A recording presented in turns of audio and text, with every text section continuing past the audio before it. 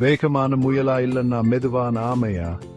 யாரு ரேஸ்ல ஜெயிப்பாங்கன்னு எப்பவாவது யோசிச்சிருக்கீங்களா? முயலுக்கு தன்னோட வேகத்தை பத்தி பெருமையா பேசுறது ரொம்ப பிடிக்கும். ஆமையை பார்த்து சிரிச்சு, என்னை ரேஸ்ல ஜெயிக்குது, உன்னால கனவுல சூடு நினைச்சு பார்க்க முடியுமா கேட்டது. ஆமை ரொம்ப அமைதியா, வாங்க ரேஸ்ல ஓடி பார்த்தா யாரு ஜெயிக்கிறாங்கன்னு தெரிஞ்சிரும்னு சொன்னது. ரேஸ் நாள்ல காட்டுல இருக்க எல்லா மிருகங்களும் சூடிடுச்சு. ஒரு நரி ரேஸை ஆரம்பிக்க ஸ்டார்ட் கொடுத்தது. முயல் மின்னல வேகத்துல பறந்து போச்சு. ஆமை மெதுவா ஆனா தொடர்ந்து போய்கிட்டே இருந்துச்சு. ஆமை ரொம்ப தூரத்துல இருக்கிறதை பார்த்துட்டு முயல் ஒரு மரடியில கொஞ்சம் ரெஸ்ட் எடுக்கலாம்னு உட்கார்ந்துச்சு.